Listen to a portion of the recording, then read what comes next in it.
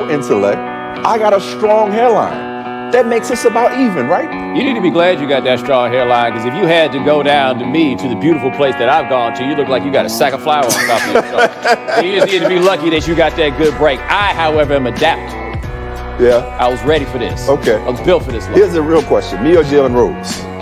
Y'all both take great care to the hairlines that you have. Okay. That's all I'm saying. That's a real neutral answer. Y'all care a little too much. Let me see if I can get a straight answer on this first one. Oh, that was okay. Yeah. Zion Williamson, all right, the Duke freshman, dropped 81 points and almost 80% shooting in the ACC tournament, excuse me. Before we look ahead to the NCAA tournament, though, let's look back. Were you at all surprised at how good he looked so soon?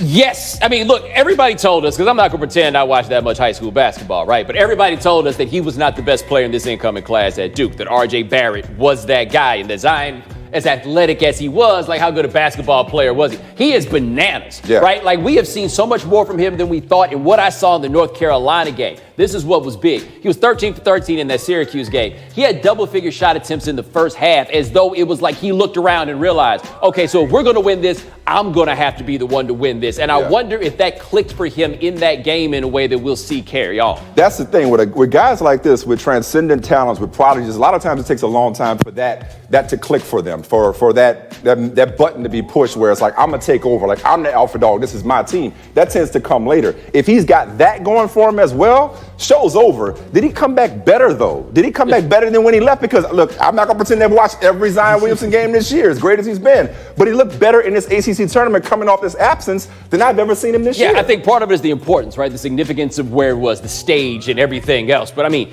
he's the best player in college basketball right now. That is nuts. But this is the thing, though. As good as he is he so good that it makes them the favorite, like overwhelmingly, to win this biggest favorite, I believe, since Kentucky 4 years ago when they were undefeated going into the NCAA tournament. Yes, he is that good that despite their 30% shooting from three, it doesn't matter when you're shooting 75% in the paint the way they are. He shot almost 80% from the tournament. He covers up for a whole lot of flaws that they may have. I don't think another team is capable of making that a fatal flaw. Look, Louisville won it, in 2012 shooting 32%. You know, this Carolina won it in 16 shooting 33%. So 30% isn't great, but I don't think it's so bad that if you have a Zion Williamson, you can't overcome that and win the tournament, even with a Michigan State is a number 2 seed in your bracket. It is a single elimination tournament, and it will always be a single elimination tournament. Every year when this thing starts, I look at Virginia and say, you're not going to win the national championship. I can't tell you what game Virginia is going to lose. But you know they're going to lose one. That slowly in this tournament, that's going to trip you up. There's going to be some leads you can't catch up on.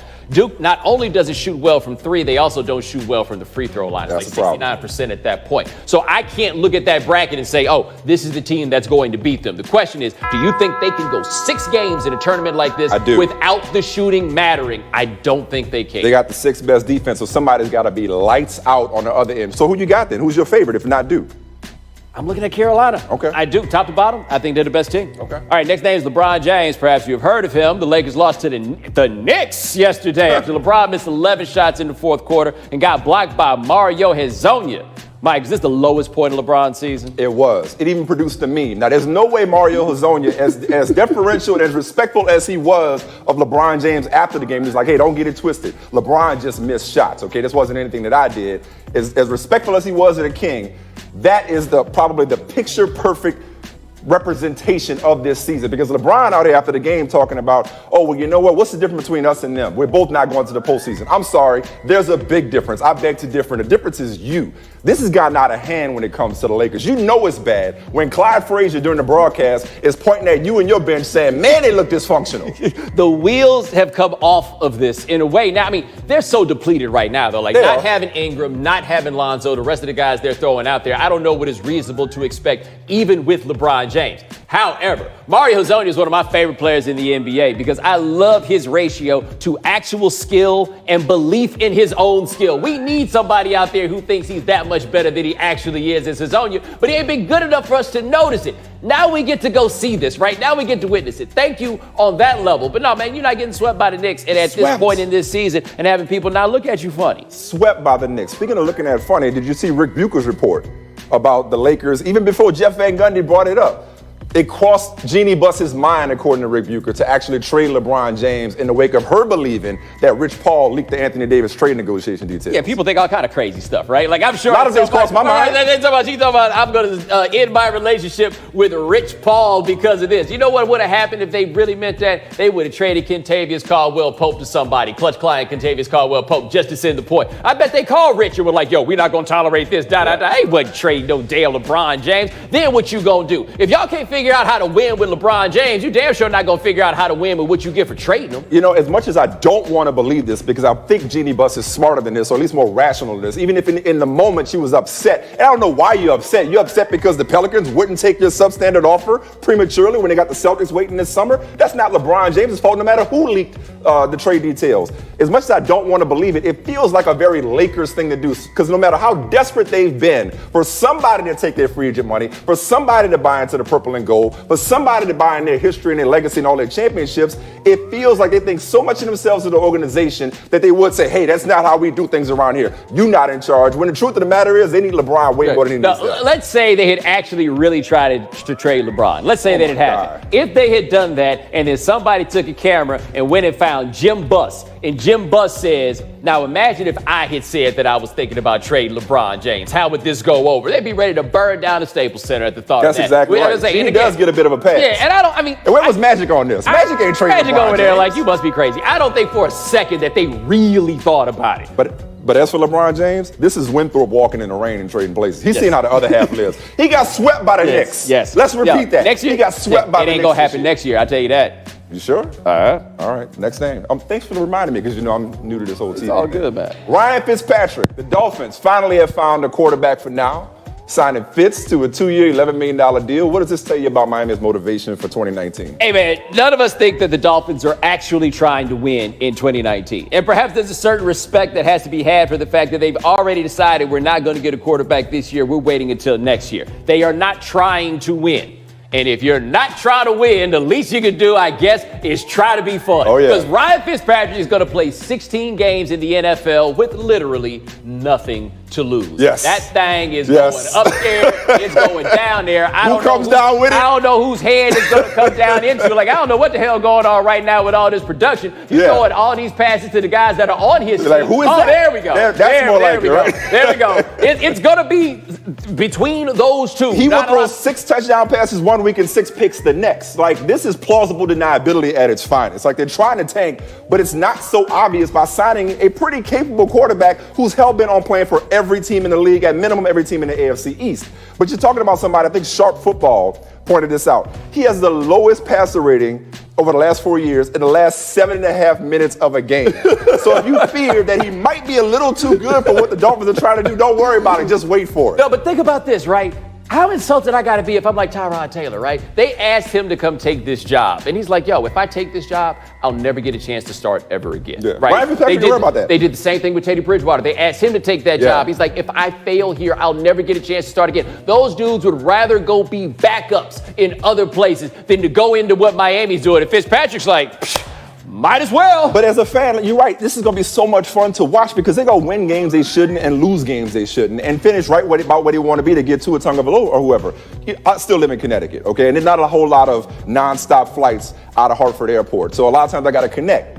Ryan Fitzpatrick is the Atlanta airport of this, as bridge quarterbacks go to get to 2020. I don't mind killing time at Jackson Airport. I don't mind Ryan Fitzpatrick for a year. This will be okay. Yeah, no, that's, as long as you are not expecting anything, this is what it is. Let me tell you what else this does, though, and I think that we can finally go ahead and say this. If you thought somehow that within that settlement that Colin Kaepernick received that he would just wind up being on an NFL team, nah, man, it ain't happening. See, I didn't know. I did not. But but if you did, and it was still kind of up in the air, it ain't happening. Because if the Dolphins and Stephen Ross with his social initiatives and all the stuff that he's doing, if they said, nah, we'd rather just bring Ryan Fitzpatrick in on this one, it's a wrap on that, man. Look, if anybody was going to sign him, they'd have done it by now. We're going to be here in 2045 talking about Fitzpatrick.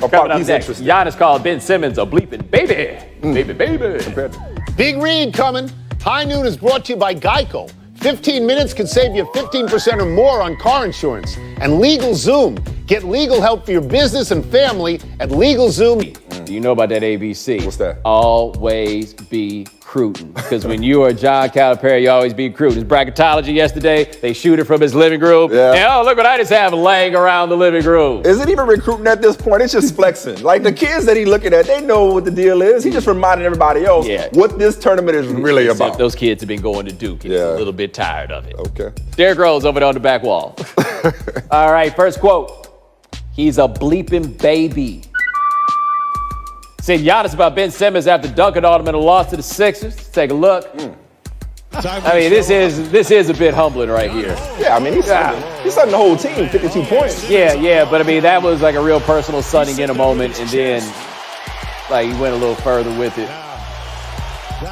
I mean, what you supposed to do with that? No, there was no option. He's going to back Simmons down. Wow. Yeah, y'all losing by the way. I found baby to be an interesting alternative B word. It's, TV-friendly B word, but it bites. But I mean, baby. Also, to be fair to Giannis, he used to be like really, really skinny, so the ability to just muscle people in that way is probably new to him. If I ever got that swole from my previous skinniness, I'd be saying that to people all the time. I'd be calling y'all all babies. Yeah, now, in fairness, though, he said he prefers Simmons guarding because he wanted no part of Embiid, who put up 40 and 15. See that baby Ben Simmons, who, by the way, we should point out, for balance sake, Ben Simmons got it back on the next possession. Yeah. Kind of, sort of, not quite the same thing, but he still, I mean, that's kind of about what it is. He didn't back him into the post, but, it still he deserved didn't back the him in the post, but he got the dunk and landed in a position to still stare at him. And let him know. There you go. Most important, the moral of the story is the baby can be a baby as long as he got his boys. Embiid, Jimmy Butler.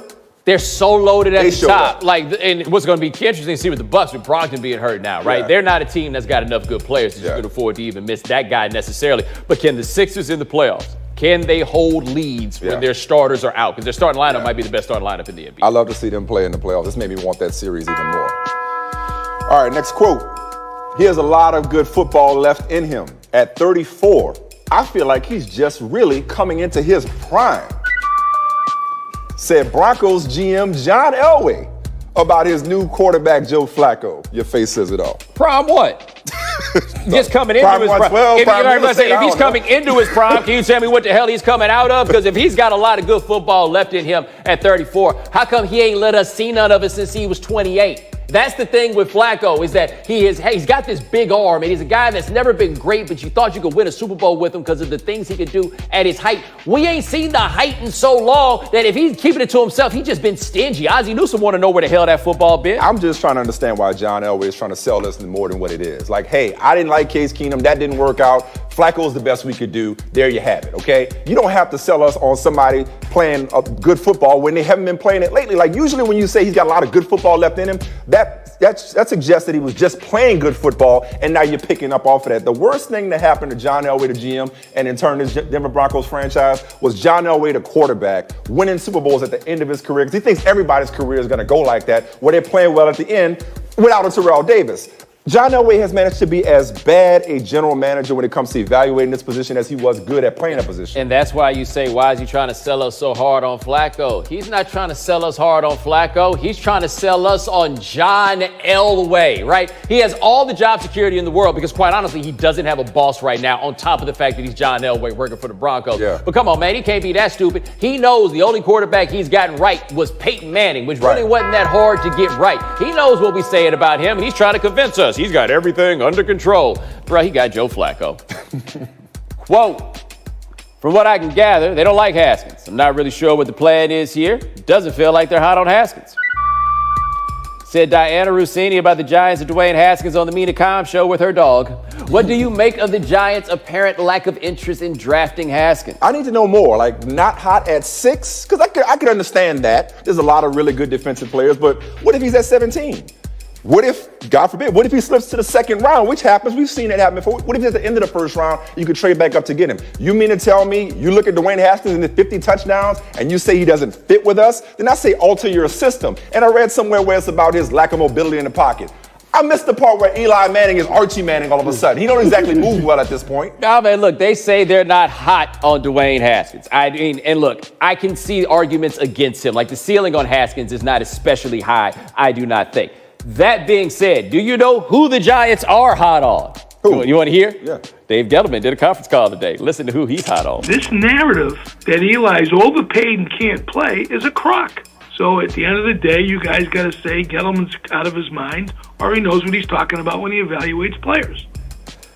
First of all, to be fair, I've heard no one argue that Eli was overpaid, just that he can't play anymore. He can't play anymore part takes care of the other part. Right. The other thing about this with Gettleman, man, we talk about him way more than we should talk about a general manager. Yeah. He talks about himself more than a general manager should talk about himself. Where he's like, either you're going to say Gettleman's out of his mind. This should not be about you in this way, but why is it always about you? Why is it that former players hate you more than any general manager I can think of? It's not like you're the first guy to ever cut somebody before. Yeah, this Eli Manning thing, though, is fascinating. It's like they want to be quarterback for life. Now, I get that his contract is up after this year, but they have got to find somebody this year. I get taking Saquon Barkley. I never had a problem with them taking a Hall of Fame running back at 2 if they didn't think that the quarterbacks were better, despite the premium on the position of quarterback. But they cannot afford to go into this year without somebody ready to take that mantle from Eli Manning. Because if I'm a Giants fan, Eli Manning is that relative that comes over on a weeknight. Like, I love you, but you got to go. We got stuff to do tomorrow. We ain't got time to wait for you to leave. By the end of this year, they will have burned 2.5 years because they offended Eli Manning by benching him for Geno Smith. They are like, this is setting back the direction of that franchise.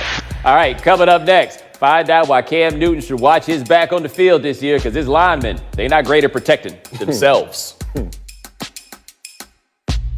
Biggie bag, huh? It's new from Wendy's. But I hope you kids appreciate it. Boy, they were so sorry when I was a kid at everything. Right. Everything. Except for college life. Oh, they were great at that. All right, today's number is 10 to 15 years. That's how much longer 30-year-old Russell Wilson told Jimmy Fallon that he will play in the NFL. Does this sound absurd or doable to you? I mean, it doesn't sound absurd. I also don't know how doable it is. I don't think he has the kind of game that ages for playing another 10 years in the NFL. It's not like he plays on a precision sort of game. However, he also said on there the question about being the highest paid quarterback in the league, and that day is probably about to come. Yeah. Good for you, man. He's kind of winning the game of life these days. I wonder if he could play this thing on the money tip first. Can he play this thing like Kirk Cousins, like go year to year with this franchise tag and then cash in when he's still relatively young and going to be a coveted quarterback on the open market in a couple of years when the salaries will go up and get that much more money.